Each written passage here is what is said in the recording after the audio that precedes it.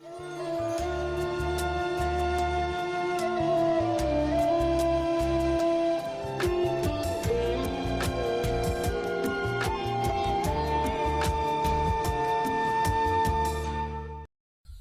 लूट चलती विदेशी कंपनियों के द्वारा, प्रचार करते हैं और पैकिंग में सत्यानाश कर देते रुपए पैसों की। नमक हमारे बाप दादे नाने नानियां सब खा खा के रुष्ट पुष्ट रहते थे। अब बोले आयोडीन आयोडीन आयोडीन, अब 1.5 रुपए का नमक, आयोडीन आयोडीन 10 20 25 पैसे का स्प्रे, 6 रुपए 7 रुपए, अब तो शायद 10 रुपए हो गया। बहुत लूट चलती, बड़ी कंपनियां, विदेशी कंपनियां लोगों को बस नोच के बड़े बनने में लगे। उनको पता ही नहीं जो मिला है वो भी छोड़ के जाओगे। अगर आराम चाहे तू दे आराम, खलकत को सताकर गैर लोगों को मिलेगा कब अमन तुझको। जो दूसरों को शोषित करके सुखी रहना चाहता है उसे बड़े टेंशन और बड़े दुखों की आपदाएं सहनी पड़ती। जो दूसरों की भलाई में अपनी भलाई की परवाह नहीं करता उसकी महा भलाई के द्वार खुल जाते हैं। Every action create in reaction, आप जो भी करते कई गुना घूमकर आपके पास आता है। इसीलिए कबीर जी कहते, कबीरा आप ठगाइयो और न ठगियो कोई, आप ठगे सुख उपजे और ठगे दुख होई। किसी से धोखा करके आपने उसके 25-50 हजार या लाख छीन लिए तो तुम मरता तो छोड़ के जाता, तुम मरने वाली चीज, छूटने वाली चीज आपने छीनी, लेकिन आप अपना हृदय खराब करे, मरने के बाद भी वह आदत और वो कर्म आपको तपाएगा। किसी का मैं बुरा चाहूं, बुरा करूं, उसका बुरा उतना हो चाहे ना हो, लेकिन मैं बुरा चाहूंगा तो मेरा हृदय तो अभी से ही बुरा होने लगेगा। बुरा करने में सफल हो जाता हूं तब भी कितना समय और अहंकार बढ़ेगा, दूसरों का बुरा करूंगा। अगर भला करने में सफल हो जाता हूं तो उसका तो बाहर का भला होगा, मेरा हृदय भला होता चला जाएगा। ऐसा भला होगा, ऐसा भला भला भला भला बढ़ते बढ़ते भगवान की व्यापकता और मेरे दिल की व्यापकता एकाकार भी तो हो जाती है। इसलिए भगवान के गुण अपने में आने दो, क्योंकि आपका असली स्वरूप भगवान से मिलता है, नकली स्वरूप संसार से मिलता है। शरीर नकली स्वरूप है, पहले नहीं था बाद में नहीं रहेगा। बीच में दिखती है ना फिल्म, स्वप्न बीच में दिखता है तो नकली होता है ना, ऐसे ये शरीर पहले नहीं था बाद में नहीं रहेगा।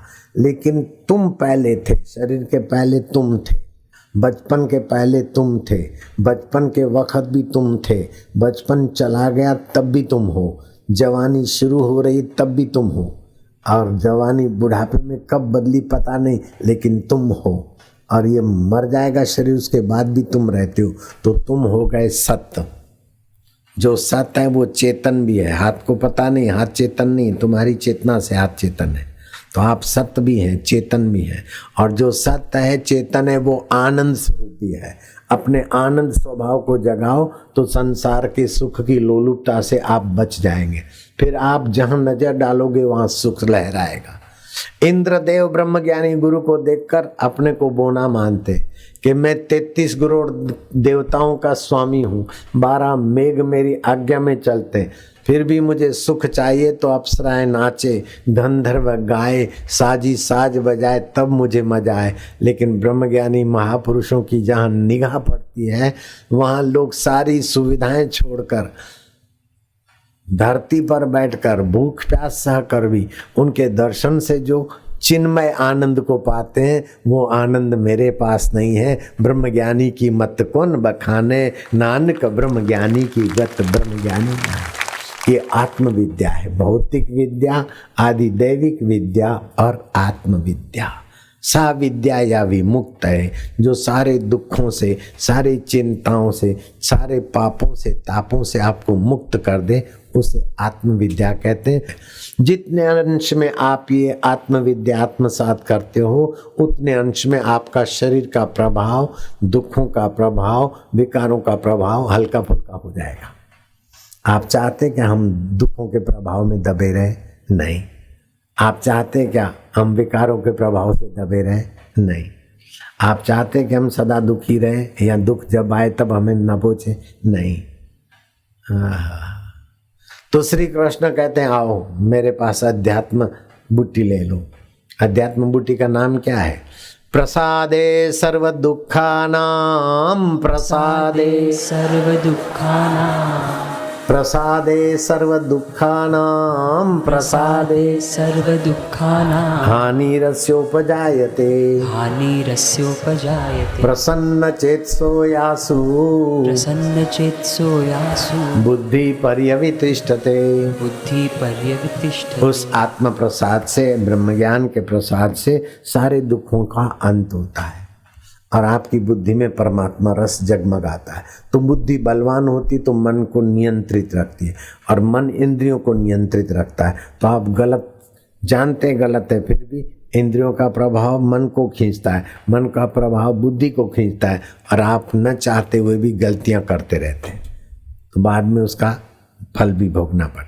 अगर आप आत्मविश्रांति का अभ्यास करें तो बुद्धि बलवान होगी, मन को नियंत्रित, मन बलवान होगा, इंद्रियों को नियंत्रित, आपकी गाड़ी ठीक जगह पे चलेगी, आप तेजस्वी बनेंगे, बुरी जगह से अपने को रोकने में सफल हो जाएंगे, अच्छे लोगों का साथ करने में, सहयोग करने में आप बलवान हो जाएंगे। तो रोज सुबह उठते समय जो नींद में से हमें जगाता है वो कौन है? कैसी कृपा है। और रात थके थकाए हैं तो अपनी गोद में ले जाता है, वो कौन है? देखो पैसों से तुम पलंग और एयर कंडीशन कमरा बना सकते हो, नींद तो उसकी देन है। लाली लाले, पैसों से तुम पकवान और व्यंजन बना सकते हो, भूख उसकी देन है। क्या ख्याल है? भूख उसकी देन है। ऐसे ही दुनिया की चीजें लाकर तुम सुख के साधन जुटा सकते हो, लेकिन प्रसन्नता तो किसी संत और प्यारे प्रभु की देन है, नहीं तो प्रसन्नता कहाँ मिलती? क्लबों में सुख होता तो काय को नाचते, काय को एक दूसरे की थूक चाटते, काय को शराब पीते, काय को गाय का मांस खाते और आत्महत्या करते। क्लबों में सुख होता तो क्लबी सुखी हो जाते, सत्ता में सुख होता तो सत्ता वाले सुखी हो जाते। एलिजाबेथ बोलती है सारी सत्ता सब कुछ ले लो, 1 घंटा जीवित रखो, मैं प्रार्थना कर लूं, पश्चाताप कर लूं, मरने के बाद कहाँ जाऊंगी आई डोंट नो। अरे मरने के बाद क्या, जीते जी हम जिसके हैं उसी के साथ मिलेंगे। मेरी नानी जमदूत को डांट के आ गई और वो बेचारी कहरा रही, अब बड़ी कौन? देखने में तो एलिजाबेथ बड़ी और नानी बेचारी देहात थी, लेकिन वास्तविक में बड़प्पन नानी का है। जयराम जी बोलना पड़ेगा।